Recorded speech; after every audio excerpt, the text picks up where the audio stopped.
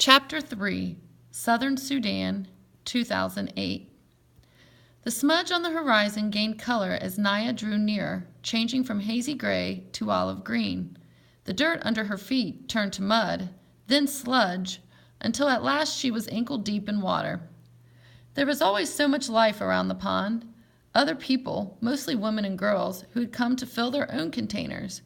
Many kinds of birds, all flap and twitter and caw. Herds of cattle that had been brought to the good grazing by the young boys who looked after them.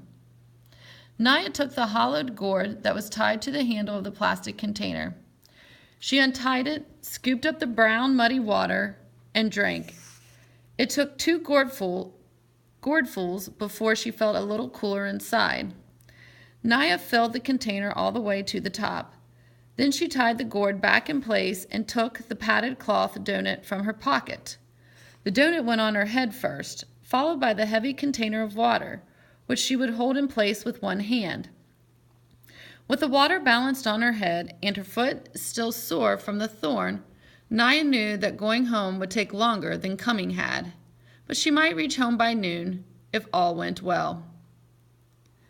Southern Sudan, 1985. The tears were hot in Salva's eyes. Where had everyone gone? Why had they left without waking him? He knew the answer, because he was a child who might tire easily and slow them down and complain about being hungry and cause trouble somehow. I would not have been any trouble. I would not have complained. What will I do now? Salva took a few steps to see what he could see. On the far horizon, the sky was hazy from the smoke of the bombs. About 100 paces in front of him, he could see a small pond. Between the pond and the barn was a house, and yes, a woman sitting in the sun. Holding his breath, he crept closer until he could see her face clearly. The ritual scar patterns on her forehead were familiar. They were Dinka patterns, which meant that she was from the same tribe as Salva. Salva let out his breath in relief. He was glad that she was not Nur. The Nur and the Dinka had a long history of trouble. No one, it seemed, was sure where Nur land ended and Dinka land began. So each tribe tried to lay claim to the areas richest in water. Over the years, there had been many battles, large and small. Between Dinka and Nur, many people on both sides had been killed. This was not the same as the war that was going on now between the rebels and the government. The Dinka and the Nur had been fighting each other for hundreds of years. The woman looked up and saw him. Salva flinched at her glance. Would she be friendly to a stranger? Would she be angry with him for spending the night in her barn? But at least he was not alone now, and that knowledge was stronger than the uncertainty about what the woman might do or say to him. He walked toward her. "Good morning, Auntie," he said, his voice trembling. She nodded at him. She was old, much older than Salva's mother. He kept quiet, waiting for her to speak. "You must be hungry," she said at last. She stood and went into the house. A few moments later, she came back out and gave him 2 handfuls of raw peanuts. Then she sat down again. "Thank you, Auntie." Squatting on his haunches next to her, Salva shelled the nuts and ate them. He chewed every nut into a paste before he swallowed, trying to make each one last as long as he could. The woman sat without speaking until he was finished.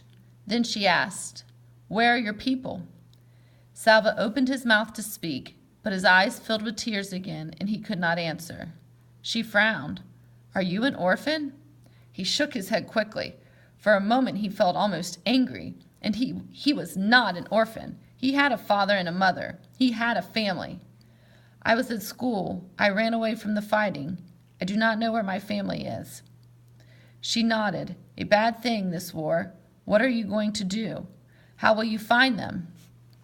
Salva had no answer. He had hoped that the woman might have some answers for him. After all, she was an adult. Instead, she had only questions. Everything was upside down. Salva stayed in the woman's barn again that night. He began to make a plan. "Maybe I can stay here until the fighting stops. Then I will go back to my village and find my people." He worked so hard so she would not send him away. For 3 days he fetched firewood from the bush and water from the pond. But the pond was drying up. Each day it was harder to fill the gourds.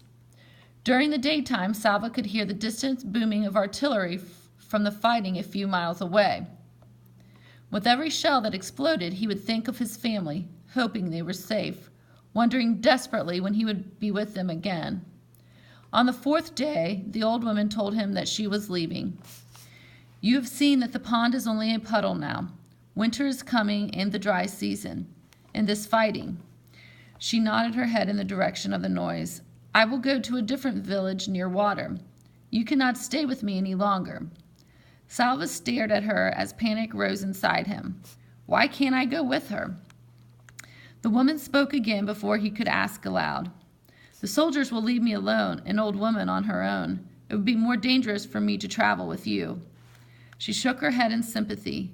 "I am sorry I cannot help you anymore," she said. "Wherever it is you walk, just be sure to walk away from the fighting." Salva stumbled back to the barn. "What will I do? Where will I go?" The words repeated themselves 1,000 times in his head. It was so strange. He had known the old woman for only a few days, but now he could not imagine what he would do once she was gone. He sat inside the barn and stared out, looking at nothing. As the light grew dimmer, the noises of evening began, the buzz of insects, the rustling of dry leaves, and another sound. Voices. Salva turned his head toward the sound. Yes, it was voices. Some people were walking toward the house, a small group, fewer than a dozen.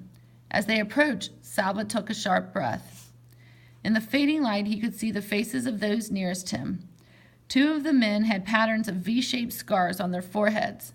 Dinka patterns again, the kind that were given to the boys in Salva's village as part of the ritual of becoming a man. These people were Dinka too. Could his family be among them?